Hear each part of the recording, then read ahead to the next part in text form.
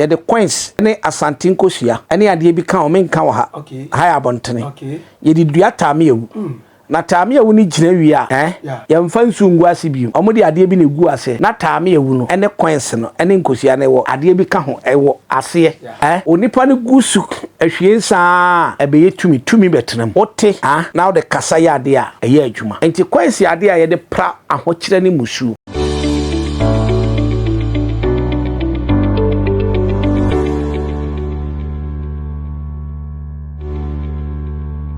You wish you for my baba attention TV. Said your money see a trap say ya. Na ye soon sem and kwane ye de bremo. And as ya dia open the case wa. Na said ya be so no. Me twa mo sima. E ba ni akopen the case oni amana kwama. Ye di soon sem e dia bremo. Me ba twetwa mi si a me ntwa mo nko.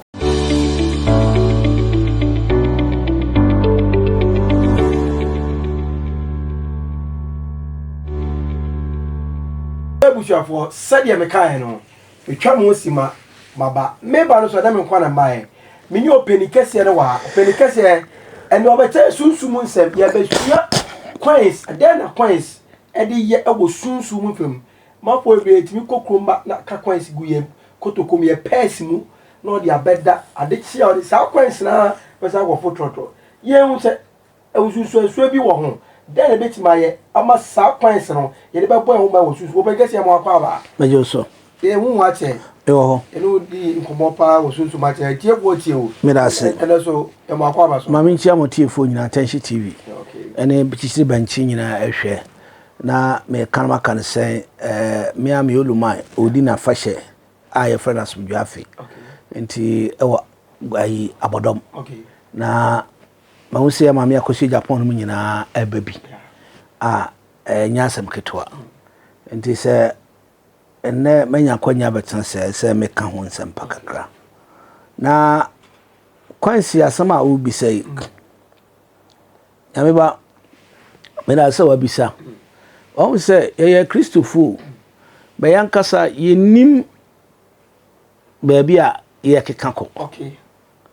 what must say ye nim baby a ye keka ko because of ye Christopher ye nim nia eye obeshi obi o se na de 1 cedi coin pen aka ombutum 2 cedi coin pen aka ombutum na de coins pen aka ya me ba ye nya ka coins ye de pramusu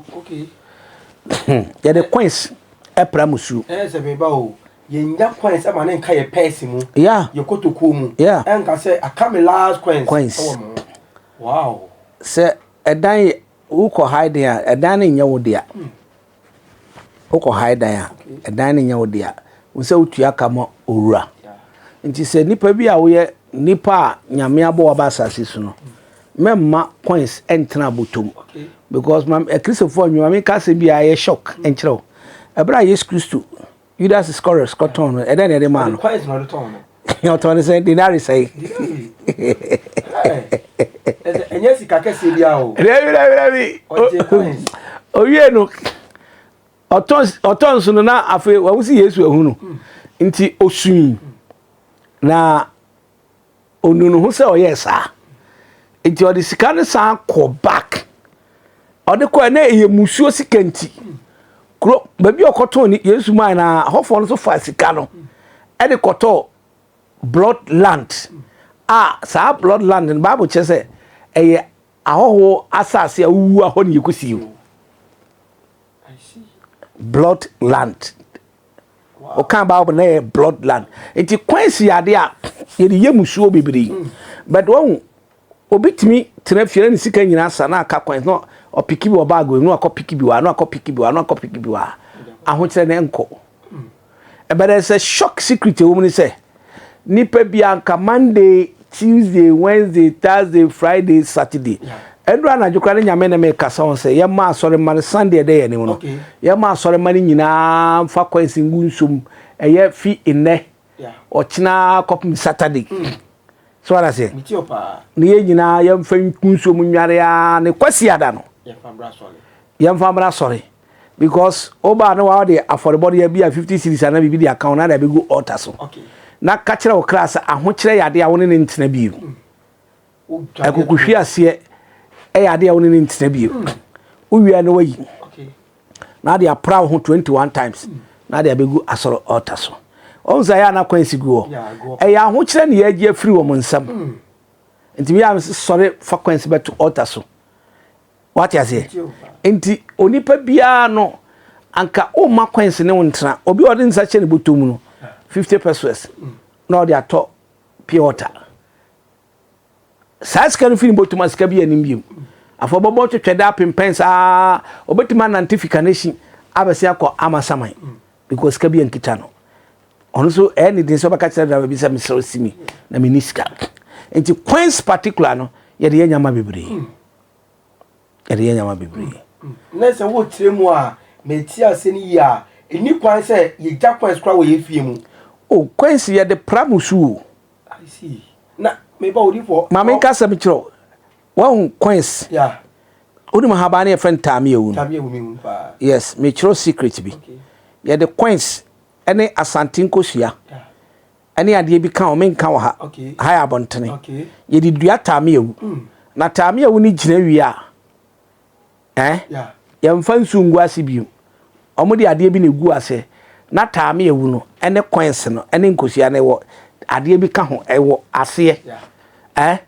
onipa ne gusu ahwie nsa ebe yetumi betenam I see ote now the kasa ya ade a eye adwuma enti coins ya ade a ye de pra ahokyere ne musu what I say enti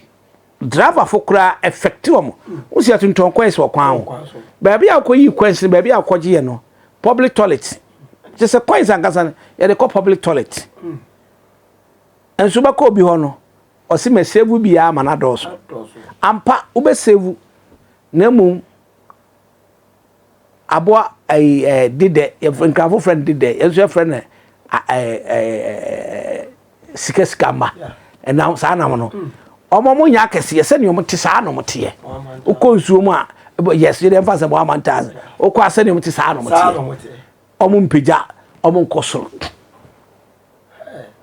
so that say coins na enti okọ muzamafo we muzamafo be di afi omo de coins be ya de aduduo I see because ka Bible no kra na nyame kasa kire Aaron say onko David abusia mu enko sra mongo na afi omo musika botiri no yi aho kire no have no omo ya asofo mu ni asofo on hye omo gon enti ya de coins ye nyama bebere ma asofo so de coins bebere yi musuo ne esane obekwa na dwo na wo ti junction what I say shire kakra we kakra na sika ne ka ho asofo kra so ye de coins kwa musie koton amanfo obi a waye so difo waye na de na ya no odo be kwa musia koton okokita santinko sua miensa na 7 won nsam wo se sa samado your mind there me na simasi me ofa simasi brensuo ene o hawusuo na me mama me kai se mama mi bi kwa na ebo mi kita me nsam coins 80 pesos 70 pesos what I say onipa simasi adi misika enti me sre yade a onipa bi ntumi nsa oti ase enso na okra enam samado enam waso da bia na mabusie wo chetofe wo jibi wo ko oba very dangerous enti kwansa asam de na ne yentimi wiye na munya kwanam to safra wiye ma meba betena se na ya kire ti se wa wo unsetetefo no kura wo hwe nkola bia wo mo se ya bobi emu tokuro na ya asan kom ebi so de to nsa you see what's the meaning? Spirituality is very powerful. What I say? Enti ya wanyama bebre obi beton de kura na ya fa coins ya fa ate. Ate ya mut college student. Ena loot ya wo loot aware. So say ya kan aware wo hu aware na abano. Sa aware abano. Ya fa baako nson. Na ya aka ate tuntum ho. Na ya ba near the coins that down on the actually watching any current wine near carbon. Near carbon, your carbon one or your wine. Una will be ye, ya de mekwa ka ho una wo se de untumi wura nipa ne stove ko se so ada se enti kwasi ade a wo ho ade a ho kire ba enu nkwa so be makora ma kwasi gina obutu enu nkwa so be ma o ma kwasi gina obutu na ne asori na ya ba ni ntinu ya de ya ne obi afi se biase ye de baby ye de ene your friend baby ye de nti wanya coins over 50 pesos oh mami tosu over 10 pesos mami yesi enti so obi che osika no so over coins o fa mami sama just me chere wade bia mama wade bia na me ma o sa de so bo office me ka chere bia uyi 20 cedis to ade a hwe so benya coins wo sa sika 20 na de to ade o de ba be gu ade na de be tun su mo dware okay enti de bia na guide o de project what you say yo we shall for said open the channel I said to media near to me yen na da be to nsa friend ye be sa to nsa friend no ba cheche ne say kwansa ye die to me bebre we tire na ye de yesunsum nyama bebre odi for part my be say last question answer now the last word ama na question no oni para to susu a e de sipia e no to nya ndai e na ka say obetu susu ya na mu ohane abedede mfusu hwe nkranfo omo ho mo yi yeah omo mame kira ha ba bi omo fa ni nyina request ene fa na sesi ame no tie si fama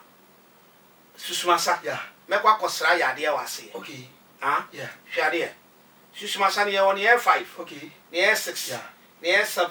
ne ye 8 ne ye 9 enso won so bi a che na fa susumasa gunso mu dware e be pam no ma ben e che 5 o kra da da ben okay utie mi ni che pa o kra da ben enti wuni mu kra da no akote 9 9 nso nya bi akwadwofo dia 7 ne akwadwofo dia 3 6 nso ye hwanfo dia ya okay won tie wo ba ne bema ugina dwa no ahun se we yo ba we bema enti en kase susumasa na obi adimirika no akwati susumasa na oposa no dware mo yesa e ma ye dware ma comfort ye mami ga tso en krafo fa susumasa ya nyanyira ya nyinya nso krafo nka nyanyira nyinya ya na won fa tutumirika ko hwepo tinie o tie pa nyansa na e kasa wa ha no tumi ankasa oria na won fa jiwachi anko ha ba my friend jiwachi anko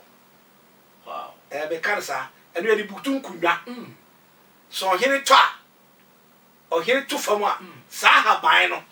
ena before bedan o hene kunwa sei no just o di gu okay wo di gu kram butu fam ansa wa den what you make o hene kunwa ato your friend jiwachi anko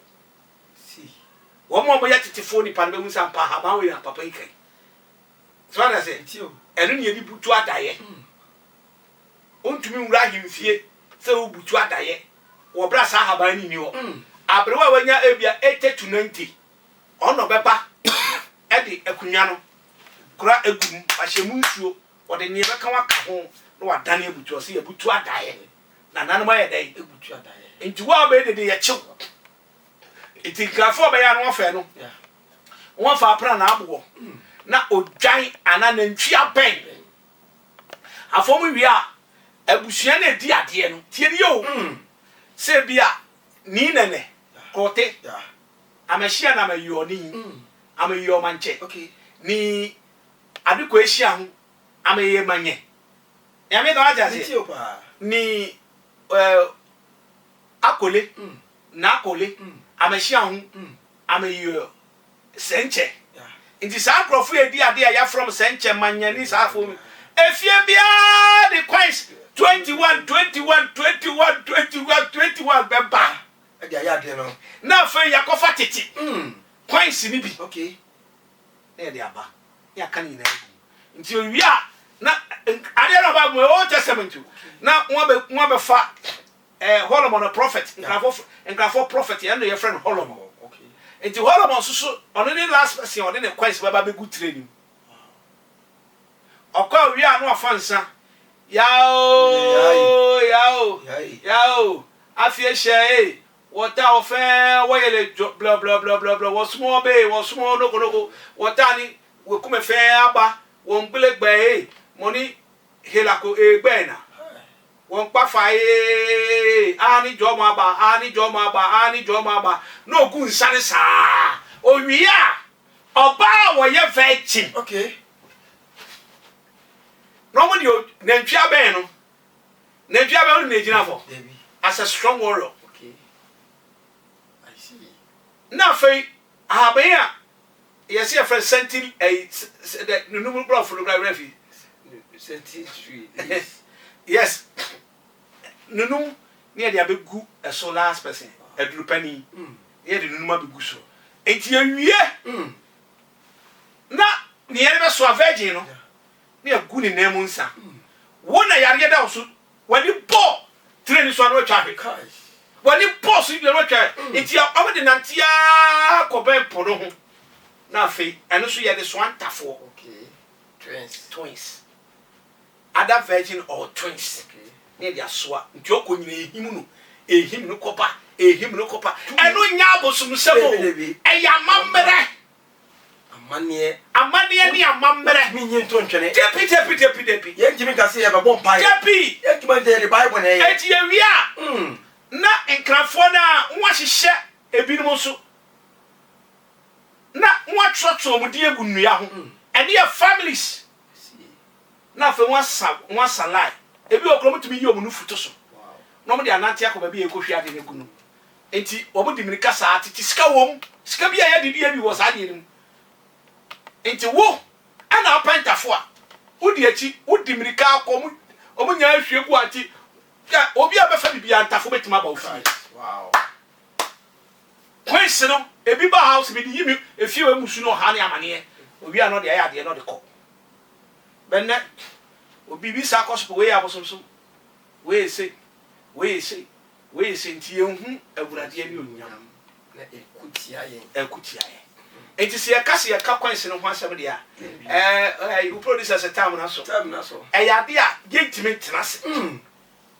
yentimi nka ho asem wiwo wow obekono obi de nwira fita se fam no de kwanse nkosu aguso besin ye woni apai miensa okay eno dai baba ka ho asem okay besin ye woni apai miensa ene woni apai nan ene woni apai mienu ne apai miensa ne ye de bie kwan ye de bisa kwan mu enti akwara na hwie nsu na gu o saa besine kwanse no ohene no ne mouthpiece ne ba ko gina ho which is holomo no na wa besine miensa no wa pai ne sei opa be wa kwa miensa na wa tu agu sei ba ko betima kire e bia kwa fie ana de fie we sei efie na problem mo na besine omo tugu e be kire